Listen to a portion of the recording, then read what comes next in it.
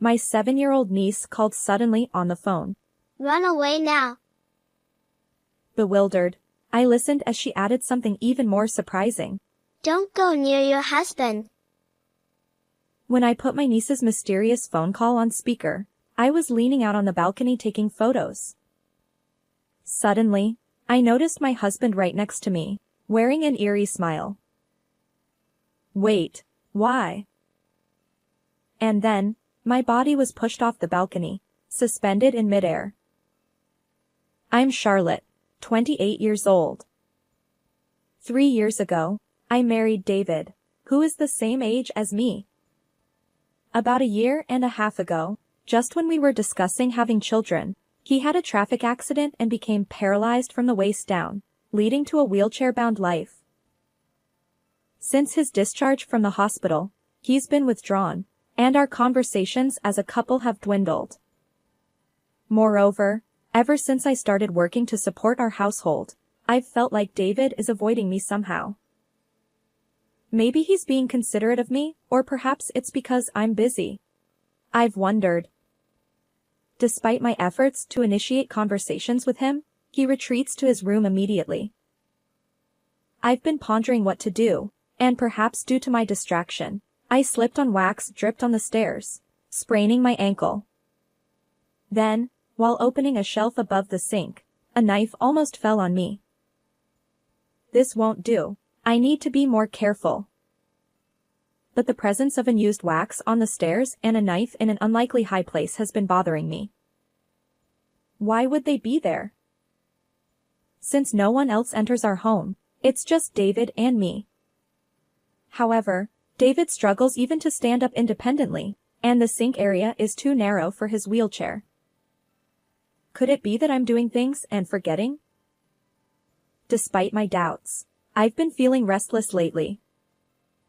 One day, I went to my brother's house to deliver a congratulatory gift for my niece's enrollment. Although I invited my husband, he didn't want to come, so I went alone. It seemed like a good opportunity to discuss our situation with my brother. When I arrived at my brother's house and handed over the wrapped gift, my niece Emma suddenly said something unexpected. Uncle David can walk now, right? I replied. Wait, no, not yet. Emma looked puzzled and said. Huh? That's strange. I dreamt of Uncle walking confidently. My brother wore a stern expression as Emma blurted out this surprising statement without even saying thank me. However, I knew that my niece had an unusual ability.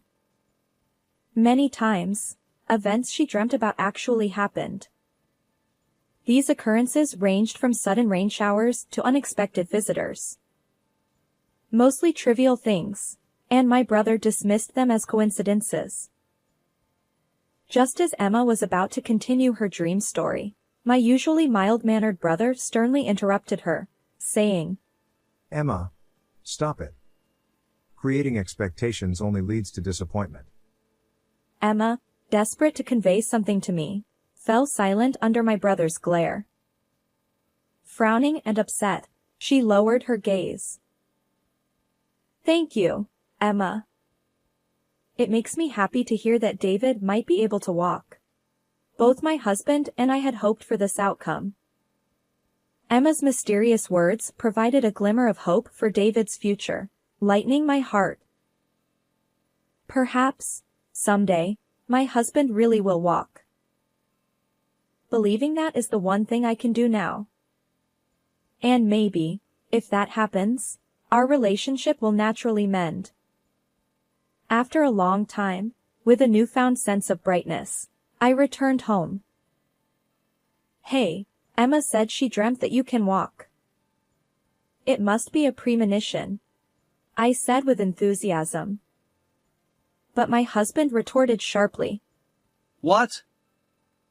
Don't believe kids' nonsense. Miracles like that don't happen. Despite my cheerful tone, he shouted at me with incredible force. You're right. I'm sorry. Even though he grapples with his immobile legs every day, I thoughtlessly uttered baseless remarks.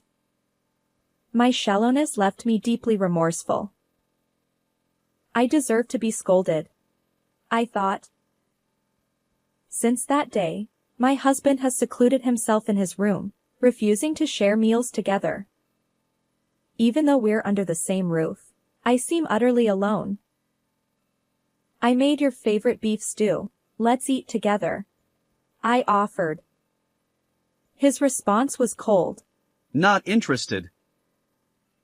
Attempting to repair our relationship, I spoke through the door, but his words echoed harshly.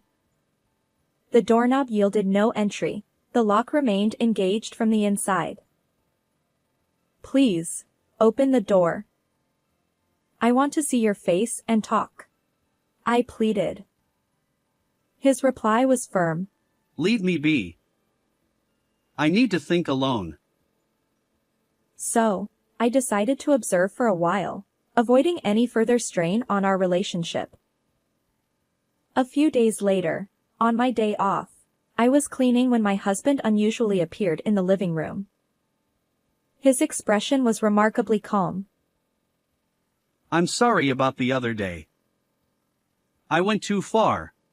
It's okay, it was my fault, I replied. But more importantly, would you like something to eat? My husband requested sandwiches, a rare occurrence. Hearing those words after so long, I felt like jumping for joy. We sat face to face and enjoyed the homemade sandwiches.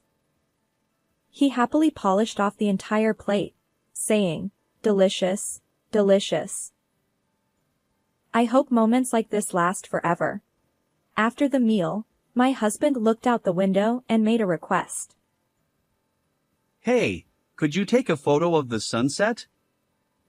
From where I am, I can hardly see it. Maybe from the second-floor balcony? Indeed, the building obstructed the view from our first-floor living room. Sure, I'll go out to the balcony, I replied. Armed with my camera, I took several photos and showed them to my husband downstairs. His disappointed expression was evident. The building blocks the view. I want to see a perspective I don't normally get, he explained. Is that so? I asked. At this rate, the sunset will be gone. Wait. How about standing on a chair, leaning out from the balcony, and taking the photo? That might work, I agreed. With the sole intention of pleasing my husband, I climbed onto a foldable chair on the balcony and leaned out, capturing what I hoped would be a beautiful shot. This should make for a great photo. At that moment, my cell phone in the apron pocket rang. It was a call from my brother. As I continued capturing the sinking sunset with my camera, I answered the phone in speaker mode. Suddenly, a loud, angry voice erupted. Aunt Charlotte. Run away right now. Huh? Emma, what's wrong? Absolutely don't get close to your husband. Her shouting echoed through the phone speaker. What's going on? As I puzzled over the situation, I heard a murmured voice saying, "Unnecessary interference." Huh? When I turned around, there was my husband, supposedly in a wheelchair on the first floor, standing firmly on his own 2 feet. Your niece is remarkable. His eerie grin sent shivers down my spine, and I felt a sense of dread. At that moment, my husband pushed me with tremendous force. My body was propelled off the balcony, suspended in midair without any means of resistance. Ah! The next instant, a loud thud and a powerful impact reverberated through my body, accompanied by intense pain. My consciousness wavered, and I couldn't even open my eyes. My husband repeatedly called out to me. Charlotte, are you okay? Charlotte. Answer me. but the shock left me unable to respond. As he leaned over me, I could sense him looking down. His words chilled me. It worked perfectly. Rather than dying instantly, this way, the insurance payout will be substantial. His sinister laughter echoed in my ears. What will happen to me? My consciousness faded in and out. Soon, the wailing sirens of an ambulance reached my ears. If only I could walk, I could save her. If anything happens to my wife, I won't be able to go on. Please, just save her life. My husband implored tearfully as the paramedics arrived. And then, I lost consciousness completely. How long has it been? I found myself lying on the hospital bed. I'm glad you're okay. My husband said tearfully as I lay on the hospital bed. Apparently, the rain yesterday had softened the ground in our yard, acting as a cushion when I fell, resulting in only a broken arm. You'll need a few days of hospitalization due to the head injury. Rest well. He added, gently stroking my head. What on earth is going on? But the events replayed in my mind, the horrifying voice of my husband, yet the man before me now seemed like a completely different person. Why did you push me off the balcony? I blurted out. What are you talking about? His eyes flickered momentarily. You probably imagined it due to the shock from the injury. Don't dwell on strange thoughts, just rest. He replied sadly. Then, he retrieved the camera I'd used to capture the sunset from his bag. Leaning out from the balcony was dangerous. I don't know what you were photographing, but this camera's screen is shattered and unusable. He tossed the broken camera into the trash bin in my hospital room. Yet it was my husband who had asked for the sunset photo. And now, his eyes seemed murky, concealing something darker.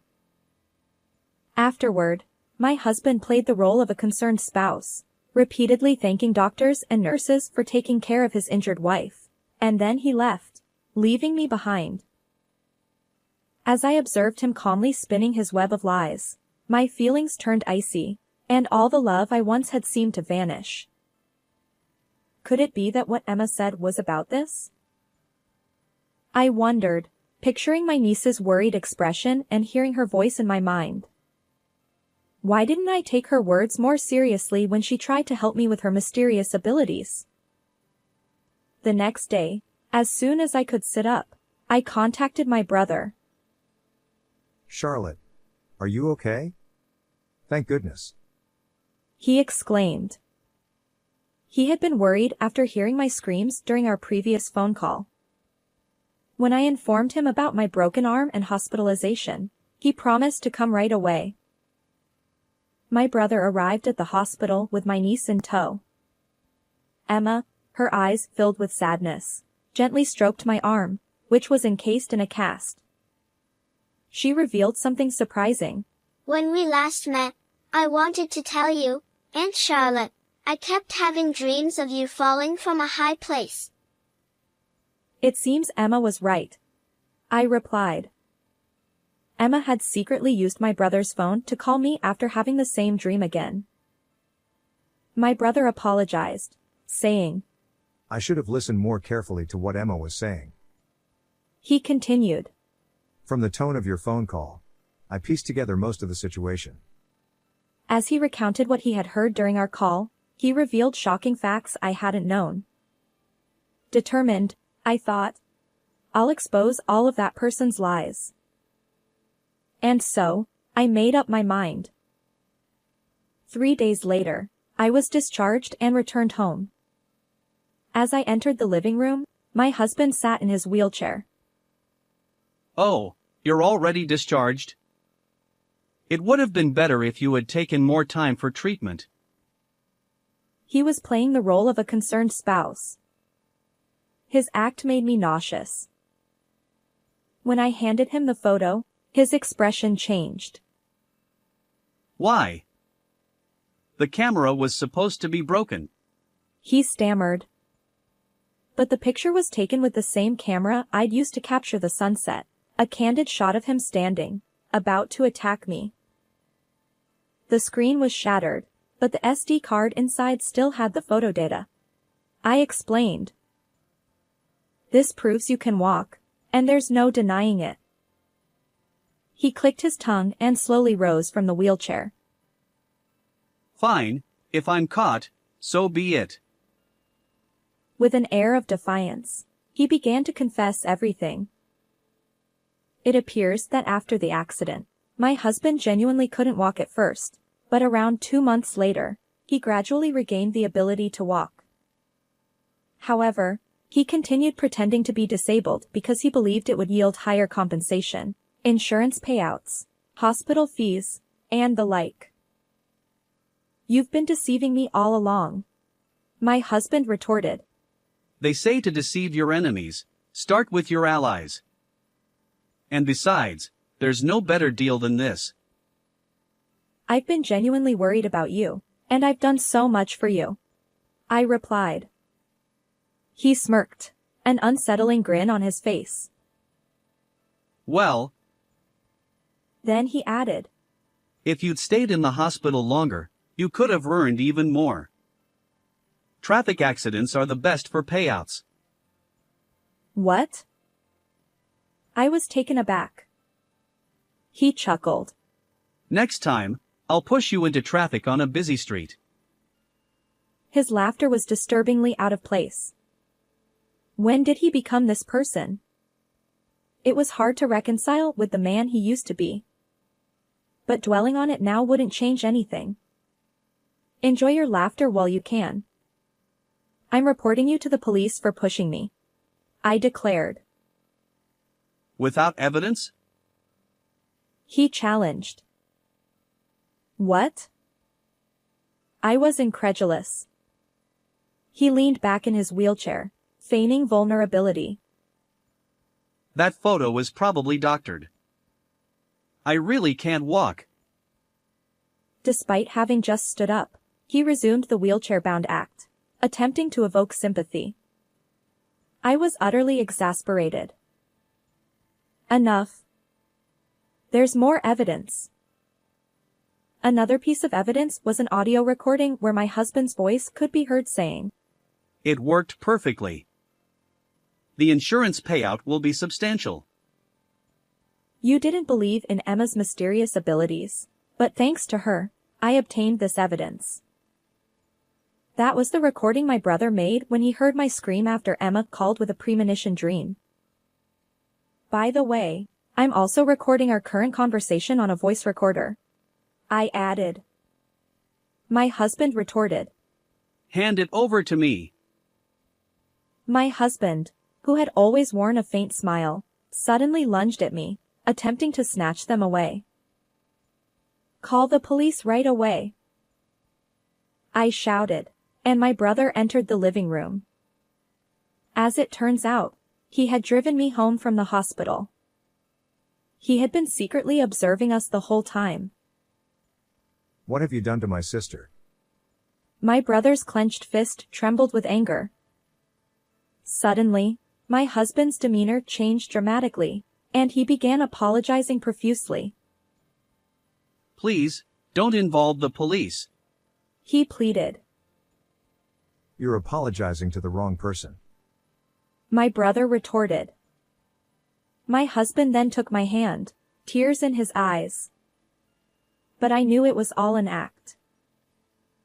Charlotte, forgive my mistakes. Despite pushing me off the balcony and causing my broken arm, how could he ask for forgiveness? And to think he had secretly hoped I wouldn't regain consciousness. I'll never forget his words from that day. Why did you go to such lengths for money? You already received compensation and life insurance, didn't you? I asked. Well, my husband hesitated. Surprisingly, he had invested in stocks online to increase his gains, resulting in significant losses. He had even taken out loans, leaving me utterly exasperated.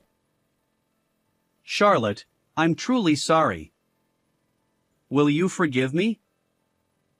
Your actions are unforgivable, I replied. You need to fully grasp the weight of your guilt. Seemingly desperate, my husband bolted toward the front door, attempting to escape.